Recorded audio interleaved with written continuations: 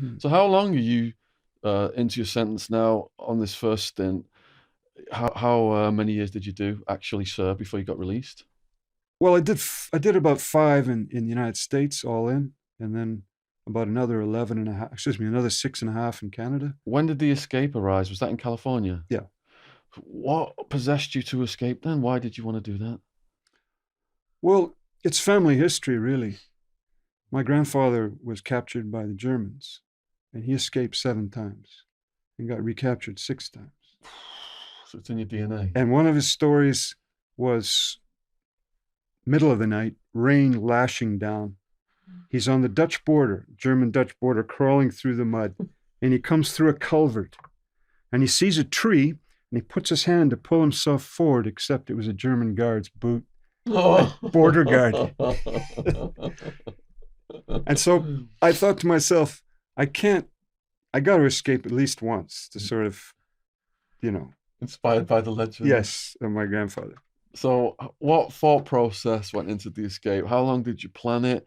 Were there accomplices? I tried to escape once before. I'd planned to escape all along, but the problem was I wasn't equipped for escape. Um, I didn't know. I mean, if you gave me a paper clip, I couldn't open a pair of handcuffs. So that was no good.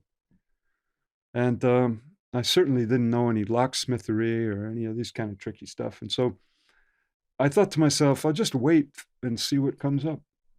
And something came up. I was sitting in the Yolo County Jail's yard, and this Indian sits down beside me, and he says to me, "There's one strand of mesh fencing that's come loose from the weld." And I said, "Yeah." And he says, "Yeah." And we look up, and sure enough, the thick, heavy mesh fencing had been welded onto the steel rims, but one piece had come loose.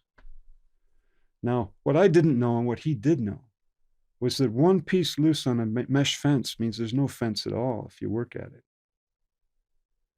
And so we looked over at the guard, and there was a guard watching us all 2 hours we were out in the yard, except that he loved Zane Grey. He loved dusters. So he's always reading these dusters. So we noticed that there was a fence, like a window post, and he was reading, and you could see the yard except this one little window strip. And so I sat and I looked, and I figured out that the angle from that window strip expanded as you go back. And so at one point it was about 2 feet wide. So I stood there. Cornell climbed up, and while this guy was reading his book right in front of God and everybody, I mean, Cornell's working the fence. Well, he couldn't get it open that one day. So anyway, we go back inside, and I'm excited as can be, right? Thinking, well, I'm gonna have another kick at the can here. Except somebody dropped a wire to the guards, and I got bagged up about an hour later, but he didn't. And the next day, Cornell just grabbed the tallest guy he found, told him to stand there, climbed up, started working the fence, got his foot in, pushed it open, climbed up on the roof, jumped off the county jail roof. Now, this little Marine who deserted, he just suddenly broke and climbed up the guy like a monkey, and he went out. Except that he jumped off the roof and broke both his ankles, and they found him behind the dumpster there crying and moaning. But anyway, that was my first attempt to escape, and it never happened. So yeah, I missed that one. How long before the next attempt? The next one came about 2 years later, something like that. How many years into your sentence are you now? Well, the trouble is, those were called 5 to life I sentences. see. So you never really knew how long your sentence was, So that motivated you to want to escape. because there were guys who'd done 12, 15 years on a 5 to life. It just depends on what happens to you inside. So they don't actually, in those days, they didn't have to take you back for another crime. You get into a beef and crack someone's head open, it goes onto your jacket. And then the parole board see it and say, well, we'll see you in a few years there, Mr. Atwood. And years pass and years pass. In fact, while I was inside, they got rid of those sentences because they were seen as unfair. Well, that they were maybe cruel and unusual punishment because prisoners never actually knew how long they were going to serve. And some people got out in 2.5 years and other people did 10 years on the same crime. Part of being on sentence for me, 26 months remand, facing a big, life sentence at 200 years at one point. They told me that uncertainty was worse than anything, worse than the violence, worse than the cockroaches, worse than the heat. Just thinking you could possibly never ever get your life back. I just felt that just slowly sending me insane. So I know where you're coming from, definitely. Well, fortunately, while I was in, they brought in determinate sentencing. Yeah. So with just the signature of the governor on a piece of paper, suddenly everybody had fixed dates.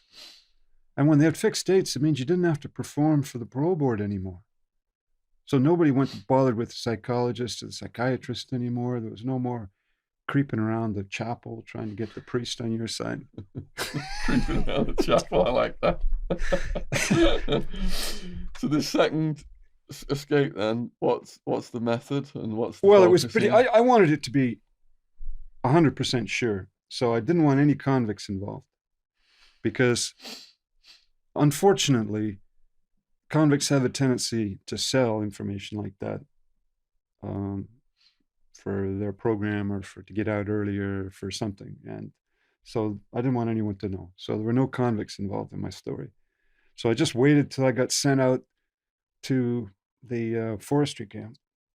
As you probably know, all these forest fires you see on the news being fought in California, 90% of the actual forest fighters are convicts who were basically told, do you want to get out? Well, there you go. And so, of course, if they get burned up in the fire, nobody's crying too much. So you were assigned to fight a fire. Firefighting. That was the job. This wasn't planned then. This was just, you didn't get the job to do that? Well, no, I was always in a good position because I knew how to type. I mean, in the kingdom of the blind, the one-eyed man is king, right? So that meant I could be the clerk. So the clerk jobs were always sweet jobs because instead of being in the fire line working 20 hours in the hot sun and smoke and cinders and all the rest of it, you sat at your typewriter and drank hot coffees and, pondered your next, whatever you were doing, course, or, if you want to write bad poetry, you could do that too. So can you take us through the day of your escape?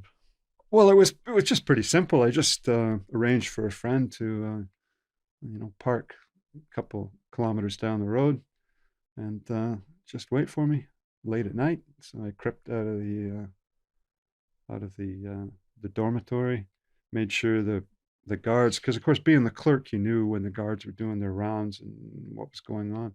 So you just chose a time when the guards were having a snooze, because of course it's 3 o'clock in the morning at a forestry camp. So it was actually there's no drama behind the escape. It was pretty easy.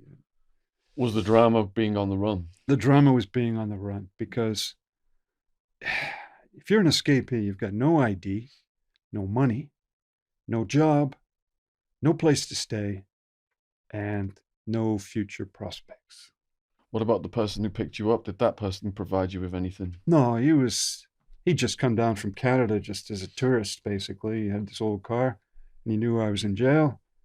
So I just got the word from him, can you pick me up? And he didn't live there. He didn't have a house. He didn't have anything. So he wasn't, and he didn't want to stick around either after that.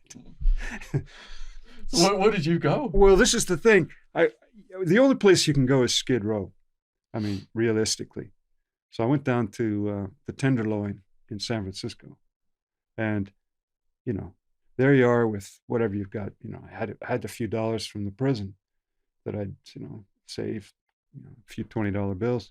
And I managed to get a room for a week down at the Tenderloin. And then, of course, what do? There you are. And unfortunately, at that time, the Tenderloin, it's probably still true now, was just filled with junkies. So you got all these junkies looking like feral rats, sort of looking for anything that can move or they can steal. So you got a lot of competition. So I was down at the Cala food store shoplifting meat, and I'd buy the vegetables and the potatoes and shoplift the meat and the cheese. And then I was down, well, again, I started boosting out of stores to sort of decorate my apartment. I mean, it was a serious hand to mouth existence, hunting and gathering, just like we used to do 10,000 years ago. Did you feel unusually alive at this moment? Yeah, of course you do, because you're living by your wits. Yeah. I mean, the the problem with middle class life that we lead, that we grew up to, is in many cases it's just boring. You sit in classrooms being bored, then you graduate to universities where you sit in classrooms being bored, and then you get a job and you can be bored in a job and go back and watch boring TV. I mean, the, there's got to be more in life. So as a young man, I thought, I've got to live life. I mean, I'm a young guy. It's time to do young guy things. And I've always liked studying history, so there were lots of examples. So as soon as I'd hooked up with my crime partner, we just went on a spree.